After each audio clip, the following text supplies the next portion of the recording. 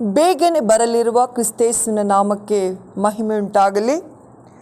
2 ತಿಮೋತಿಯರು ಬರೆದ ಪುಸ್ತಕ 3ನೇ ಅಧ್ಯಾಯ 1-5 ಈ ವೇಳೆಯಲ್ಲಿ ಧ್ಯಾನಿಸಿ, ಈ ಬೆಳಗಿನ ಸಮಯವು ದೇವರು ನಮ್ಮೆಲ್ಲರನ್ನು ಆಶೀರ್ವದಿಸಿ ಆತನ ಆತ್ಮನ ಮೂಲಕವಾಗಿ ನಡೆಸುವ ಹಾಗೆ ಪ್ರಾರ್ಥನೆ ಪೂರ್ವಕವಾಗಿ ಕೃತಜ್ಞತೆ ಹೃದಯದಿಂದ ನಾವು ಇದನ್ನು ಧ್ಯಾನಿಸೋಣ.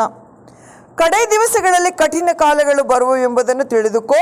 ಮನುಷ್ಯರು ಸ್ವಾರ್ಥ ಚಿಂತಕರು, ಹಣದಾಸೆಯುಳ್ಳವರು, ಬಡಾಯಿ ಕಚ್ಚಿಕೊಳ್ಳುವವರು, ಅಹಂಕಾರಿಗಳು, ದೂಷಕರು ಆಗಿರುವರು ಎಂಬುದಾಗಿ.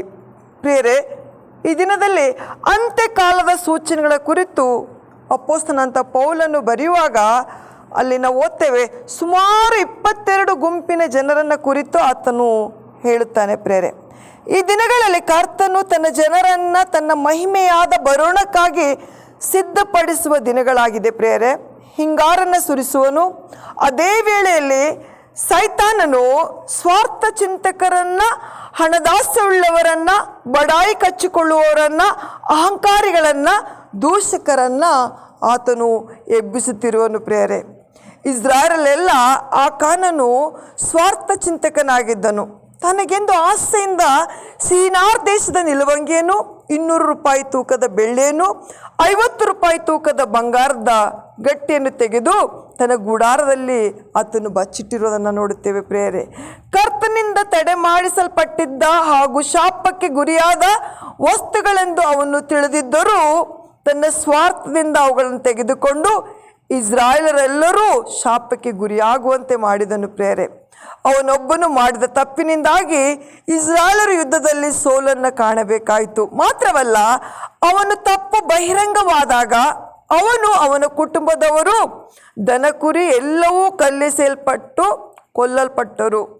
ಸ್ವಾರ್ಥ ಚಿಂತನೆಯಿಂದಾಗಿ ಇಂದು ಕುಟುಂಬಗಳಲ್ಲಿ, ಸಮಾಜದಲ್ಲಿ, ದೇಶದಲ್ಲಿ ಅಸಮಾಧಾನ, ಅಶಾಂತಿ ತಲೆ ಎತ್ತಿ ನಿಂತಿರುವಂಥದ್ದಾಗಿದೆ. ಪ್ರಿಯರೇ, ಸ್ವಾರ್ಥತೆ ಎಂಥವರನ್ನು ಕೂಡ ಅದು ಕುರುಡಾಗಿಸಿಬಿಡ್ತದೆ. ಅಂಥವರು ಮೃಗಿಗಳಾಗಿ ಮಾರ್ಪಡುವ ಕುಟುಂಬಗಳಲ್ಲಿ ಗಂಡನು ಸ್ವಾರ್ಥಿ ಆದರೆ ಹೆಂಡತಿ ಮಕ್ಕಳ ಸ್ಥಿತಿ ಬಹಳ ಕರುಣಾಜನಕವಾದುದಾಗಿದೆ. ಪ್ರಿಯರೇ, ಇಂದು ಅನೇಕ ಪುರುಷರು ತಮ್ಮ ಸ್ವಂತ ಸುಖಭೋಗಗಳಿಗಾಗಿ ತಮ್ಮ ಹೆಂಡತಿ ಮಕ್ಕಳನ್ನೇ ಬಲಿ ಕೊಡಲು ಸಿದ್ಧರಾಗಿರುವರು. ಅದೇ ರೀತಿ ಸ್ತ್ರೀಯರು ಕೂಡ ತಮ್ಮ ಐಹಿಕ ಆಸೆಗಳಿಗೆ ಒಳಗಾಗಿ ಗಂಡಂದಿರನ್ನು ಕೊಲೆಗೀಡು ಮಾಡುವಂಥದ್ದು ಸಂಗತಿಗಳು ನಾವು ದಿನಪತ್ರಿಕೆಗಳಲ್ಲಿ, ನ್ಯೂಸ್ಗಳಲ್ಲಿ ನೋಡ್ತಾ ಇರ್ತೇವೆ. ಪ್ರಿಯರೇ, ಇನ್ನು ದೇಶದ ನಾಯಕರು ಸ್ವಾರ್ಥ ಚಿಂತಕರಾಗಿ ದೇಶದ ಬೊಕ್ಕಸವನ್ನು ಹಾಳು ಮಾಡುವುದಕ್ಕಾಗಿ ಅದನ್ನು ನುಂಗುವ ವಿಚಾರ ಹೊಸದೇನು ಅಲ್ಲ. ಪ್ರಿಯರೇ, ಹೀಗೆ ಕಡೇ ದಿನಗಳಲ್ಲಿ ಅನೇಕರು ಹಣದಾಸೆ ಉಳ್ಳವರಾಗಿರುತ್ತಾರೆ.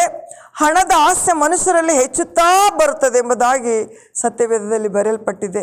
ಹಣ ಎಂದು ಎಲ್ಲೆಲ್ಲಿ ಅಲಿತಿರುವರು. ಪ್ರಿಯರೇ, ಹಣಕ್ಕಾಗಿ ದೇಶ ವಿದೇಶಗಳನ್ನು ಸುತ್ತಿ ಬರುವಂಥವರು ಕೂಡ ನಾವು ನೋಡ್ತಾ ಇದ್ದೇವೆ. ಇಂದಿನ ಪೀಳಿಗೆಯು ಮಂತ್ರವೇ ಹಣ, ಹಣದಿಂದ ಎಲ್ಲವನ್ನು ಪಡೆಯಬಹುದು, ಖರೀದಿಸಬಹುದು, ಏನು ಬೇಕಾದರೂ ಸಾಧಿಸಬಹುದು ಜನರು ತಿಳಿದಿರುವರು. ಹಣ ಎಂಬುದು ಪಾತಾಳದವರೆಗೂ ಸೇರಿಸುವುದು. ಪ್ರಿಯರೇ, ನಿಜವೇ, ಹಣ ಪಾತಾಳದವರೆಗೂ ಮುಟ್ಟುವುದೇ, ಆದರೆ ಹಣ ಎಂದಿಗೂ ಪರಲೋಕದವರೆಗೂ ನಮ್ಮನ್ನು ತೆಗೆದುಕೊಂಡು ಹೋಗಲಿಕ್ಕೆ ಸಾಧ್ಯವಿಲ್ಲ. ಪ್ರಿಯರೇ, ಹಣದಿಂದ ದೇವರ ರಾಜ್ಯವನ್ನು ಸಂಪಾದಿಸಲಿಕ್ಕೆ ಸಾಧ್ಯವೇ ಇಲ್ಲ.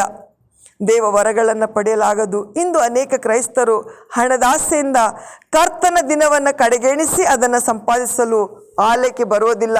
ಕರ್ತನಿಗಿಂತ ಹೆಚ್ಚಾಗಿ ನೀವು ಯಾವುದನ್ನು ಪ್ರೀತಿಸಿದರೂ ಅದು ವಿಗ್ರಹಾರ್ಧನೆ ಆಗಿದೆ. ಪ್ರಿಯರೇ, ಅದು ಬೆಳ್ಳಿಯನ್ನು ಆಶಿಸುವವನಿಗೆ ಎಷ್ಟು ಬೆಳ್ಳಿಯಿಂದಲೂ ತೃಪ್ತಿಯಾಗದು. ಸಮೃದ್ಧಿಯನ್ನು ಬಯಸ್ತಲೇ ಇರುವವನಿಗೆ ಆದಾಯವೆಷ್ಟಾದರೂ ಸಾಲದು. ಪ್ರಿಯರೇ, ಎಲ್ಲವೂ ವ್ಯರ್ಥ ಎಂದು ಪ್ರಸಂಗಿ ಹೇಳುತ್ತಾನೆ. ಪ್ರಸಂಗಿ ಪುಸ್ತಕ 5ನೇ ಅಧ್ಯಾಯ 10ನೇ ವಚನದಲ್ಲಿ ನೋಡ್ತೇವೆ, ಅನೇಕರು ಅಡ್ಡದಾರಿಯಲ್ಲಿ ಸಾಗಿ ಜನರಿಗೆ, ಸರ್ಕಾರಕ್ಕೆ ಮೋಸ ಮಾಡಿ ಅಧಿಕವಾಗಿ ಹಣ ಸಂಪಾದಿಸುವರು. ಇನ್ನು ಕುಳಿತು ಅನುಭವಿಸೋಣ ಎಂದು ನೆನೆಸುವಾಗ ಅವರಿಗೆ ಹಾರ್ಟ್ ಅಟ್ಯಾಕ್ ಆಗಿರಬಹುದು, ಅನೇಕ ಕಾಯಿಲೆಗಳು ಅವರ ದೇಹವನ್ನು ಸೇರಿಕೊಳ್ಳುವಂಥದ್ದಾಗಿದೆ. ಪ್ರಿಯರೇ, ಇವೆಲ್ಲವೂ ಯಾವುದಾದರೂ ಕಾಯಿಲೆಗಳ ತುತ್ತಾಗಿ ಅವರು ಕೊನೆಯದಾಗಿ ಮರಣ ಹೊಂದಬೇಕಾಗುತ್ತದೆ. ಹಣದಾಸೆ ಸಕಲ ಕೆಟ್ಟತನಕ್ಕೆ ಮೂಲವಾಗಿದೆ ಎಂಬುದಾಗಿ ಅವರು ಅರಿಯದವರಾಗಿದ್ದಾರೆ. ಇಂದಿನ ಕೆಲವು ತಂದೆ ತಾಯಿಗಳು ತಮ್ಮ ಮಕ್ಕಳ ಭವಿಷ್ಯವನ್ನು ಕರ್ತನ ಕೈಯಲ್ಲಿ ಒಪ್ಪಿಸಿಕೊಡದೆ ತಾವೇ ರೂಪಿಸುವುದಾಗಿ ನಿಶ್ಚಯಿಸಿ ಹಗಲಿರುಳೆನ್ನದೆ ದುಡಿದು ಸಂಪಾದಿಸುವರು. ಮಕ್ಕಳ ಬೆಳವಣಿಗೆಗೆ ಗಮನ ಹರಿಸಲು ಅವರಲ್ಲಿ ಸಮಯವೇ ಇಲ್ಲ. ಪ್ರಿಯರೇ, ಲಂಚವಾಗಿ ಮಕ್ಕಳು ಕೇಳಿದೆಲ್ಲವನ್ನು ಕೊಟ್ಟು ತಮ್ಮ ಮಕ್ಕಳ ಭವಿಷ್ಯವನ್ನು ರೂಪಿಸುವುದರಲ್ಲಿ ತಾವೇ ಹಾಳು ಮಾಡುವಂಥರಾಗಿದ್ದಾರೆ. ಕಾಲ ಮಿಂಚಿದ ಮೇಲೆ ವ್ಯಥೆ ಪಡುವರು. ಅವರ ಹಣ ಅವರ ಮಕ್ಕಳಿಗೆ ವಿದ್ಯೆಯನ್ನು ಕೊಡ್ಬೋದೇ ಹೊರತು ಆಸ್ತಿಯನ್ನು ಕೊಡ್ಬೋದೇ, ಆದರೆ ಪರಲೋಕದ ಸ್ವಾಸ್ಥ್ಯಕ್ಕೆ ಬಾಧ್ಯರನ್ನಾಗಿ ಮಾಡಲಿಕ್ಕೆ ಸಾಧ್ಯವೇ ಇಲ್ಲ. ಪ್ರಿಯ ದೇವರ ಮಕ್ಕಳೇ, ಬೆಳಗಿನ ಸಮಯದಲ್ಲಿ ಕರ್ತನಿಗಿಂತ ಹೆಚ್ಚಿನ ಪ್ರಾಧಾನ್ಯತೆಯನ್ನು ಯಾವುದಕ್ಕೂ ನಾವು ಕೊಡದೆ, ಕರ್ತನ ಆಶೀರ್ವಾದವೇ ಕುಟುಂಬದಲ್ಲಿನ ಸಮಾಧಾನಕ್ಕೂ ಸಂತೋಷಕ್ಕೂ ಕಾರಣವಾದದ್ದೆಂಬುದನ್ನು, ಆ ಸತ್ಯವನ್ನು ನಾವು ಅರಿತುಕೊಂಡು ದೇವರ ಆಶ್ರಯದಲ್ಲಿ ನಾವು ಜೀವಿಸೋಣ. ದೇವರು ತಾನೇ ನಮ್ಮನ್ನು ಆಶೀರ್ವದಿಸಲಿ.